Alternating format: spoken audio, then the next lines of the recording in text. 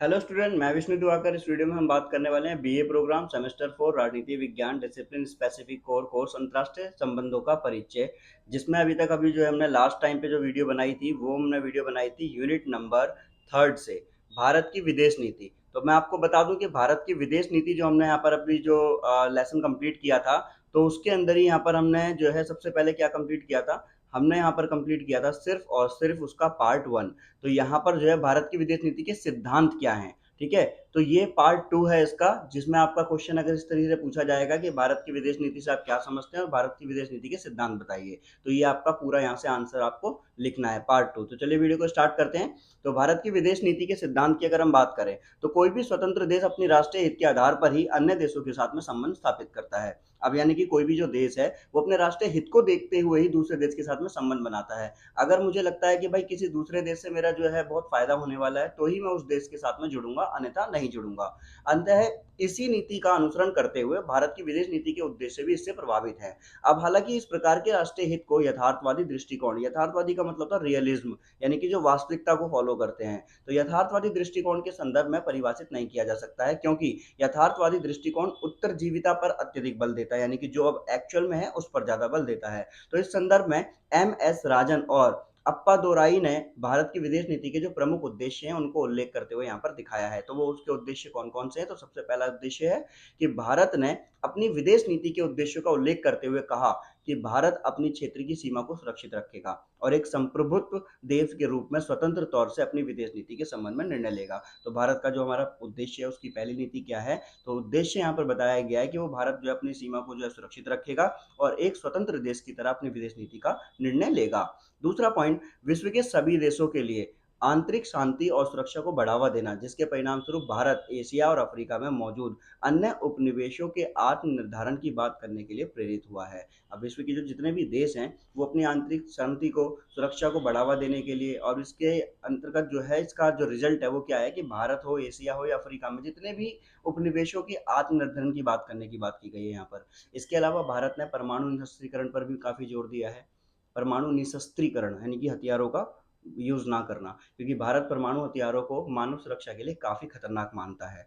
अब भारत का मानना यह है कि किसी भी देश को अपने आर्थिक विकास को बढ़ावा देने के लिए किसी विशेष विचारधारा के साथ जुड़ने की आवश्यकता नहीं है, बल्कि आर्थिक विकास इस तरह से किया जाए कि सभी उसका लाभ उठा सकें। इसी कारण से भारत किसी अन्य सैन्य गठबंधन में शामिल नहीं हुआ। वो दूसरी तरफ भारत गुटनिरपेक्षता की नीति को विकसित करने में काफी महत्वपूर्ण भूमिका निभाई है। भारत चाहता है कि वो देखो, वो ये बोलता है कि कहीं पर भी अगर आप आर्थिक विकास को बढ़ावा देना चाहते हो तो आपको किसी अलग विचारधारा के साथ में जुड़ने की आवश्यकता नहीं होती है, बल्कि आर्थिक विकास इस तरह से किया जाए कि उसका लाभ सभी उठा सके, ठीक है। तो ये इसका तीसरा पॉइंट है। चौथा पॉइंट, भारत ने अपनी विदेश नीति के उद्देश्यों का उल्लेख करते हुए कहा है कि भारत विदेशों में रहने वाले भारतीय मूल के लोगों के हितों की रक्षा करेगा। जितने भी लोग जो भारत से बाहर रह रहे हैं उनकी उनके जो है रक्षा करेगा, उनके हितों की।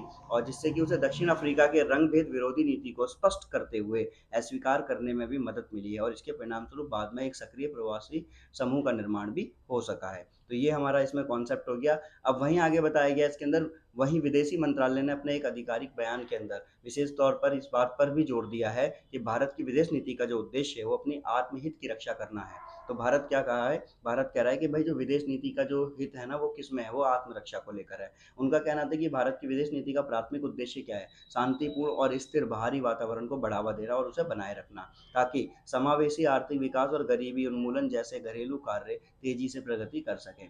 इसी कारण से भारत अपनी पड़ोसी देशों के साथ में शांतिपूर्ण और बेहतर संबंध स्थापित करने का भी प्रयास करता रहा है। इसके अलावा भारत की एक विदेश नीति इस बात को भी स्वीकार करती है कि वर्तमान परिदृश्य में जलवायु परिवर्तन हो या ऊर्जा हो और खाद्य सुरक्षा जैसे मुद्दे जो है भारत के रूपांतरण के लिए काफी महत्वपूर्ण है। तो उसके बाद में इसके पॉइंट्स दे रखे हैं। अब इसके पॉइंट देखेंगे, जैसे बुनियादी सिद्धांत क्या है। जब हम भारत की विदेश नीति के उद्देश्यों को देखते हैं तो इसमें से कुछ उद्देश्यों को भारतीय संविधान के अनुच्छेद 51 के अंतर्गत भी देखा जा सकता है।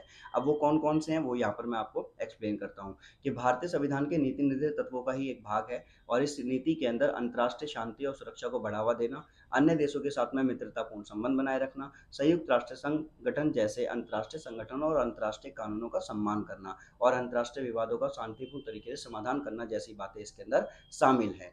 दूसरा पॉइंट है यहाँ पर पंच पंचशील। अब पंचशील के बारे में शायद आप जानते हो कि भारत और चीन के बीच में जो है पंचशील समझौता हुआ था 5 चीज़ों को लेकर। वो चीज़ें मैं आपको यहाँ पर क्लियर कर देता हूँ कि भारत ने अपने जटिल इतिहास और अपने पड़ोसी देशों के साथ में मित्रतापूर्ण संबंध हमेशा से बनाए हैं और देश की स्थिति को या नीति का अनुसरण करते हुए कुछ ऐसे कदम भी उठाए हैं जिससे वे अपनी पड़ोसियों जैसे कि विशेषकर चीन के बीच विश्वास और भरोसे को बढ़ावा दे सका है।